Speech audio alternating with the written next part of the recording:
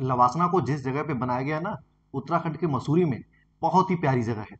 एक अपने आप में इतनी अच्छी जगह है। हो सकता है कि उन लोगों के लिए अच्छी जगह ना हो जो पहले से ही पहाड़ी इलाकों में रहते हैं, लेकिन जो लोग मैदानी क्षेत्र से आते हैं उनके लिए एक बहुत ही अच्छी जगह है। उनको ऐसा लगता है कि एक नई दुनिया में आ गए हैं जहाँ पर सब हरा भरा है, तो इसलिए मन भी हरा भरा रहता है। इसलिए लवासना पर जितनी भी कैंडिडेट्स पहुंचते हैं, सिलेक्टेड कैंडिडेट्स, उनमें 70% लोग मैदानी इलाके से ही होते हैं। देखिए, जब आपका फाउंडेशन कोर्स स्टार्ट होने वाला होगा और आप पहले दिन जब लवासना पर पहुंचेंगे तो वहाँ का नज़ारा ही कुछ अलग होता है। एक तो अपने आप में वो इतनी प्यारी जगह है, वहाँ पर जब आप पहुंचोगे तो आपको एक अलग से एडवेंचर लगेगा। और शायद लवासना को मसूरी में बनाने का मेन कारण भी यही है कि जो 70% लोग मैदानी इलाके से आते हैं उनका मन लगा रहे, उनको यहाँ का हरा भरा नज़ारा बहुत ही अच्छा लगे। तो इसी वजह से मतलब शायद लवासना को मसूरी या उत्तराखंड जैसे अच्छे इलाके, हरे भरे इलाके में बनाया गया है।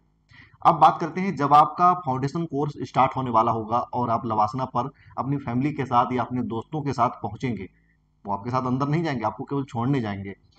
तो फिर पहला दिन कैसा होगा?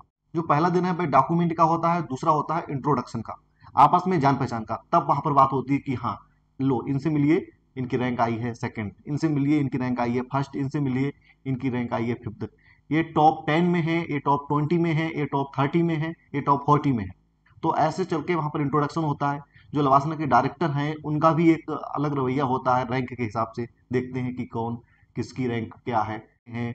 और फिर क्या है कि सबसे बेसिक थिंग्स क्या है कि वहां पर बताते हैं कि यहाँ पर आपको मिलने क्या वाला है, आप यहाँ पर क्या सीखेंगे, और सीखने के बाद आप जब वो ऑन द ड्यूटी जाएंगे तो वहां पर इसको कैसे फॉलो करेंगे, वो आपकी सर्विस में कैसे बेनिफिट होगी, ये सारी चीजें बताई जाती हैं। तो जो पहला दिन होता है वो इसी तरह चलता है कि अपने आप में इंट्रोडक्शन करवाना, कि आप लोगों से मिलिए। उसमें बहुत से कैंडिडेट ऐसे होंगे जो आईएएस बनेंगे, बहुत से कैंडिडेट ऐसे होंगे जो आईपीएस बनेंगे, आईएफएस बनेंगे। सबका फाउंडेशन कोर्स एक साथ चलता है वहां पर। उसके बाद आईपीएस वाले अलग एकेडमी पर पहुंच जाते हैं, आईएएस वाले वहीं रुक जाते हैं, या कुछ आईएएस ऑफिसर के लिए कुछ अलग एकेडमी पर, जैसे कि हैदराबाद में या भोपाल में भी भेज दिया जाता है कुछ कोर्स के लिए। तो ये सारे सिस्टम चलते हैं। तो पहला दिन बहुत ही मजेदार होता है, जहां पर आपके पास कोई लोड नहीं है। और सबसे अच्छी बात ये होती है कि वहां पर जब आप ट्रेनिंग करेंगे, जब आप एकेडमिक ट्रेनिंग करेंगे, भले ही आप ऑफिसर बन जाते हैं, लेकिन वहां पर कोई भी पॉलिटिकल प्रेशर नहीं होता। आप बिल्कुल फ्री होते हैं। आपको कोई ये टेंशन ही नहीं है कि कोई नेता मुझे फोन करेगा और ये कहेगा कि ऐसा नहीं ऐसा करना है। आपको ऐसा लगेगा कि हाँ, ये बहुत ही मस्त है, चलिए इसमें अच्छे से काम करते हैं।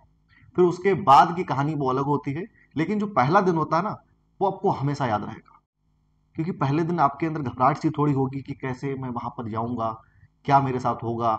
भले ही आपने एग्जाम को क्रैक किया है, लेकिन आपने कई बार ऐसे कोई ट्रेनिंग थोड़ी ना की है, और ना ही आपने मतलब 200 लोगों के सामने, 300 लोगों के सामने, 1000 लोगों के सामने अपने आप को प्रेजेंट किया है, नहीं किया होगा।